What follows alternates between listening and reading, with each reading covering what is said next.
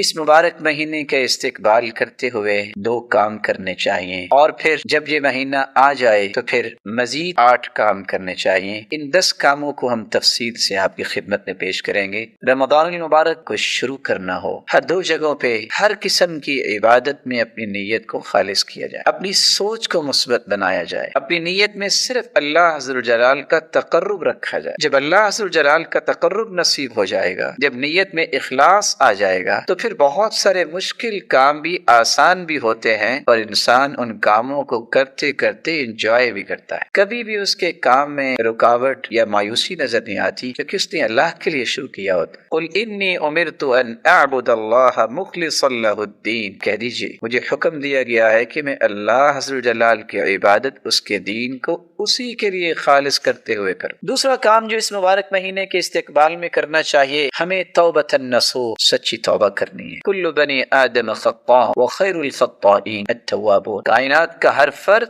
آدم کی اولاد کا ہر فرد خطا کار، بہترین وہ ہے جو توبہ کر لے۔ اللہ عز و جلال ہمیں ایسی توبہ کرنے کی توفیق عطا فرمائے۔ اس مبارک مہینے کے استقبال میں تیسرا کام جو کرنا ہے وہ یہ ہے کہ اس مہینے کے شروع ہونے سے پہلے ہی اپنے وقت کی تنظیم کو لکھیں۔ میں ان اوقات کو کیسے استعمال کروں گا، میں ان اوقات سے کیسے فائدہ لوں گا۔ یہ مبارک مہینہ نیند پوری کرنے کے لیے نہیں ہے، یہ مبارک مہینہ چھپ کر الگ ہونے کے لیے نہیں ہے، یہ کوئی کام کرنے کے لیے۔ یہ آپ اپنے آپ کو چارج کرتے ہیں سال کے بعد، کہ جس کے نتیجے میں 11 مہینے تک آپ کمر بستہ رہتے ہیں عبادات میں اور نیکیوں۔ اور ابن باز رحمۃ اللہ علیہ اس لیے اپنے شاگردوں سے کہا کرتے تھے، اگر وقت کی برکت لینی ہے تو اس کو منظم کرو۔ چوتھا کام جو رمضان المبارک میں ہمیں کرنا ہے، جو بہت ہی مہم ہے، بہت ہی ضروری ہے، جس سے ہماری ساری عبادتیں محفوظ ہو جائیں گی، ہم اپنی زبان کی حفاظت کریں۔ اور حدیث نے کتنی خوبصورت بات کہی ہے، من لم يدع قول الزور والجهل والعمل به فلا حاجة لله في ان يدع طعامه وشرابه، جو جھوٹ بولنا نہیں چھوڑ رہا، جو جہالت کی گفتگو نہیں چھوڑ رہا،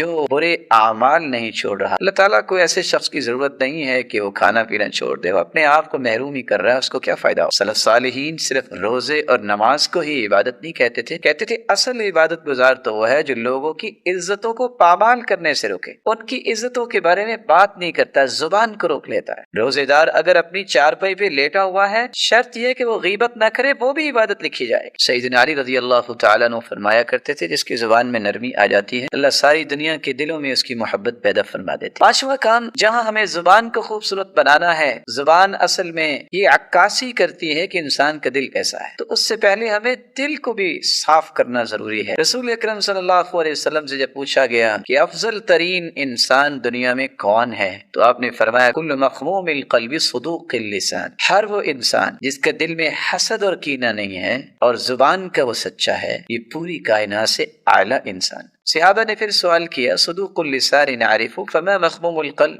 زبان کی سچائی تو سمجھ میں آ گئی، لیکن یہ مخموم القلب کیا ہے؟ تو آپ صلی اللہ علیہ وسلم نے فرمایا هو التقی، ایسے متقی انسان کو کہتے ہیں جس کا دل صاف ہوتا ہے، ایسا دل جس میں حسد اور کینہ نہ ہو اور گناہ نہ ہو اور سرکشی اور کسی کے بارے میں کوئی گرہ نہ ہو۔ اللہ عز و جلال ہمیں ایسا دل نصیب فرمائے۔ اس مبارک مہینے میں چھٹا کام جو کرنا ہے وہ قرآن مجید کی تلاوت ہے۔ یہ شہر القرآن ہے، یہ قرآن کا مہینہ ہے، اسے قرآن کا مہینہ ہی بنانا چاہیے۔ کس طرح صحابی نے سوال کیا تھا میں قرآن کتنی دیر میں ختم کروں، آپ نے فرمایا 40 دنوں میں، پھر 30 دن میں، پھر 25 میں، پھر 20 میں، پھر 15 میں، پھر 10 دن میں، پھر 7 دن میں۔ پھر آپ نے فرمایا اگر تمہاری طاقت ہے تو تم 3 دن میں بھی ختم کر سکتے ہو۔ 5 نمازوں میں اذان کے بعد کوئی 15 منٹ ہوتے ہیں، اگر آپ وقت پہ وضو کر کے اذان کے وقت مسجد پہنچی تو آپ بڑے آہستہ بھی پڑھے تو کوئی 4 صفحات ضرور پڑھ سکتے ہیں 10 منٹ۔ 5 نمازوں میں 20 صفحات بنتے ہیں، ان 20 صفحات کو 30 دنوں کے ساتھ ملٹیپلائی کرے 600 صفحات بنتے ہیں۔ تو ہر نماز سے پہلے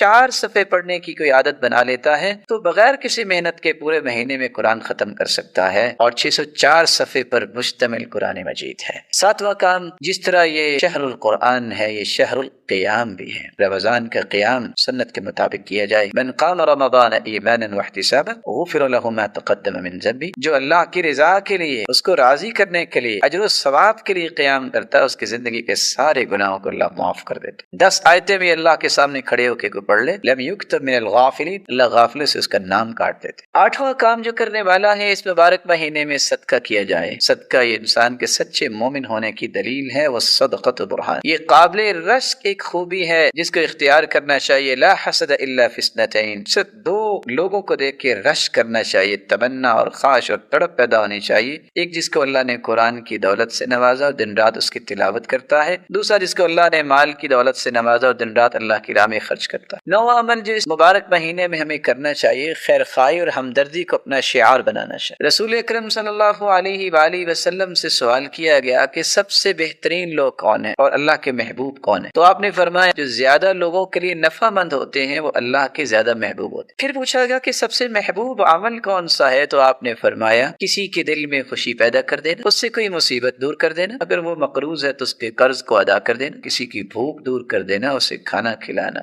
کسی کے ساتھ جا کے اس کا جائز کام کروا دینا۔ اس کا اتنا اجر ہے کہ مسجد نبوی میں 1 مہینہ اعتکاف سے بھی زیادہ محبوب عمل۔ اور 10واں کام، جس مبارک مہینے کو شہر الصیام کہتے ہیں، گرمی کی شدت اور حدت کے اب تو بہانے بھی ختم ہو گئے۔ اللہ تعالیٰ نے یہ مبارک مہینہ ایسے موسم میں، باوجود اس کے کہ پچھلے سالوں میں گرمی تھی، اللہ تعالیٰ نے اس کو بھی آسان کر دی۔ مکمل مہینے کے روزے رکھے جائیں، پھر یہ عادت بنائی جائے کہ ایام 20 کے روزے رکھے جائیں۔ اس کے بعد اللہ تعالیٰ توفیق دے اگلے سالوں میں ہم ایام 20 کے روزے رکھیں، اور اس کے فوائد کیا ہیں؟ پورے سال کے روزوں کو ثواب ملتا ہے۔ اللہ عز و جلال سے دعا ہے اللہ عز و جلال ہمیں ایمان کی حالت میں رمضان کا مبارک مہینہ نصیب فرمائے، اور پھر اس مبارک مہینے کی لذتوں اور راحتوں اور برکتوں کو سمیٹنے کی کیف نستفید من رمضان، ہم رمضان سے فائدہ کیسے لے سکتے ہیں؟ رمضان المبارک سے فائدہ لینے کے لیے آپ کو پلاننگ کچھ یوں کرنی چاہیے،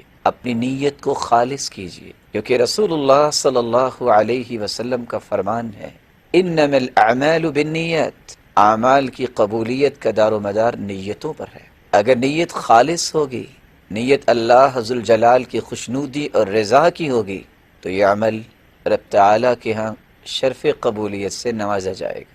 ارشاد ربانی ہے فَمَن كَانَ يَرْجُو لِقَاءَ رَبِّهِ فَلْيَعْمَلْ عَمَلًا صَالِحًا وَلَا يُشْرِكْ بِعِبَادَةِ رَبِّهِ أَحَدًا۔ فَمَن كَانَ يَرْجُو لِقَاءَ رَبِّهِ، اللہ کو راضی کرنے کے لیے اس مبارک مہینے کی ابتدا کیجیے۔ روزہ ہو، قرآن مجید کی تلاوت ہو، صدقہ ہو، قیام اللیل ہو، اللہ کا ذکر ہو، کسی کو کھانا کھلانا ہو، کسی سے خیر خواہی اور ہمدردی کرنا ہو، اللہ کی راہ میں صدقہ اور زکوٰۃ دینی ہو، صرف رب کی رضا کے لیے قدم اٹھائیے۔ رسول اللہ صلی اللہ علیہ وسلم نے اس لیے فرمایا انما الاعمال كالوعاء، اعمال برتنوں کی مانند ہے، فاذا طاب اسفله طاب اعلاه، جب برتن اندر سے صاف ہوتا ہے، اس میں ڈالی گئی چیز جب وہ بھر جاتی ہے، پانی ہی کیوں نہ ہو تو بھی صاف ستھرا نظر آتا ہے۔ فاذا فسد اسفله فسد اعلاه، جب برتن کے اندر صفائی نہ ہو تو اس سے نکلنے والی چیز بھی صاف نہیں ہوتی۔ انسان کا دل جب صاف نہیں ہے، اس کی نیت درست نہیں ہے، تو عمل بھی درست نہیں ہوتا۔ نیت کو خالص کرنے کے بعد اپنے پچھلے گناہوں سے توبہ کیجیے، رب تعالیٰ کے سامنے اپنے گناہوں کا اعتراف کیجیے، اقرار کیجیے، شرمندہ اور نادم اور پریشان ہو کے رب کو دکھائیے، اور عزم مصمم کیجیے کہ آئندہ یہ میں گناہ نہیں کروں گا، اور اس گناہ کو چھوڑ دیجیے جس کی توبہ کرنا چاہتے، اور پھر رب تعالیٰ کے سامنے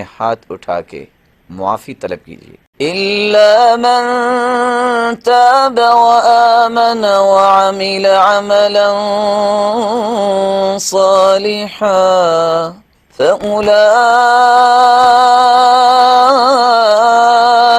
يُبَدِّلُ اللَّهُ سَيِّئَاتِهِمْ حَسَنَاتٍ وَكَانَ اللَّهُ غَفُورًا رَحِيمًا۔ جو شخص توبہ کر لیتا ہے اور عمل صالح کی طرف پیش قدمی کرتا ہے، رب تعالیٰ اس کے پچھلے تمام گناہوں کو صرف معاف ہی نہیں کرتے بلکہ اسے نیکیوں میں تبدیل فرما دیتے، اور اللہ ذوالجلال بخشنے والے اور رحم کرنے والے۔ اپنے گناہوں سے توبہ کرنے کے بعد اپنے دل کو خوبصورت بنائیے، وَزَيَّنَهُ فِي قُلُوبِكُمْ، یہ ایمان اور ایمان کے ثمرات دل میں ہی سجائے جائیں گے۔ جس رب نے تمہارے دل میں ایمان کو سجانا ہے اس دل کو خوبصورت بنائیے۔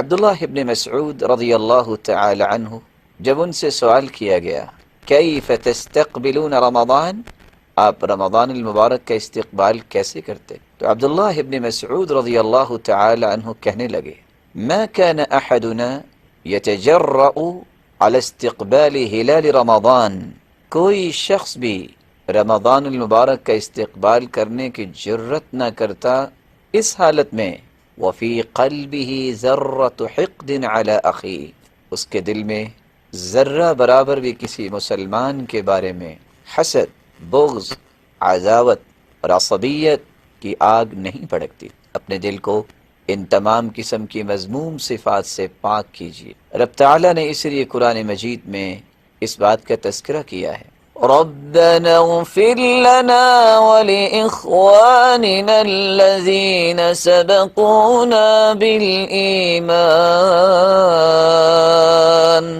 ولا تجعل في قلوبنا غلا للذين آمنوا ربنا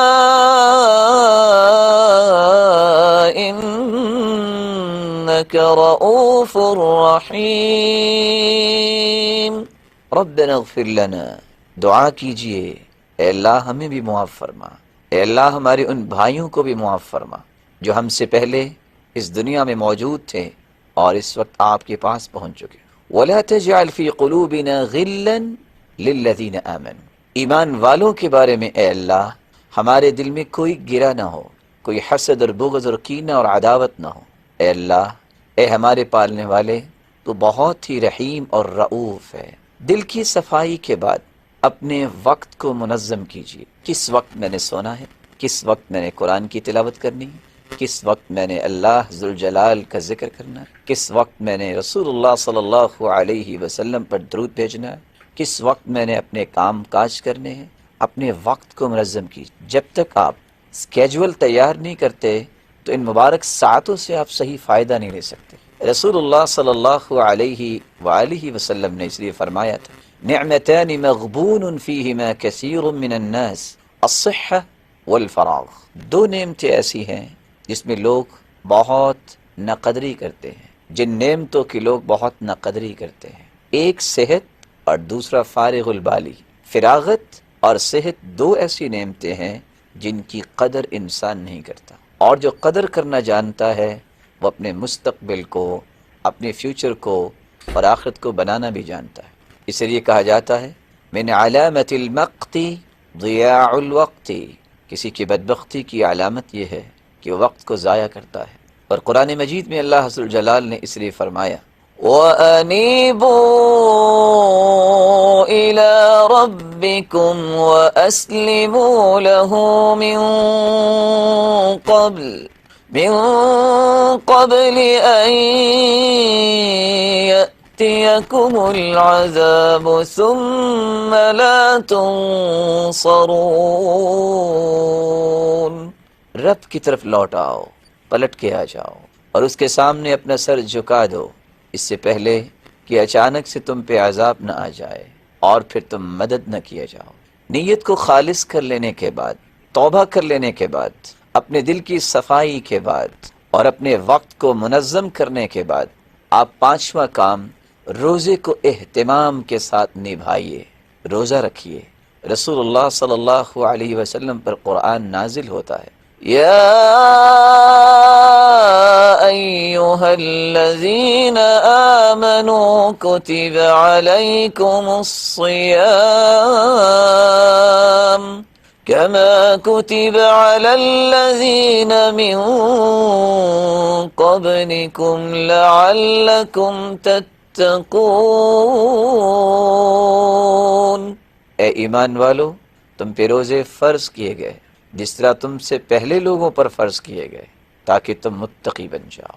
رسول اللہ صلی اللہ علیہ وسلم نے کتنی خوبصورت بات سمجھائی ما من عبد يصوم يوما إلا بعد الله بذلك اليوم وجهه عن النار 70 خريفا، صحیح بخاری اور صحیح مسلم کی روایت ہے، جو شخص ایک روزہ اللہ کی راہ میں نفلی روزہ رکھتا ہے، رب تعالیٰ اسے جہنم سے 70 سال کی مسافت دور فرما دیں گے۔ یہ تو نفلی روزے کی بات ہے، اور فرضی روزہ جس کے بارے میں حدیث قدسی ہے، الصوم لی وانا اجزی بہ، روزہ میرے لیے ہے، اس کی جزا بھی میں ہی دوں گا۔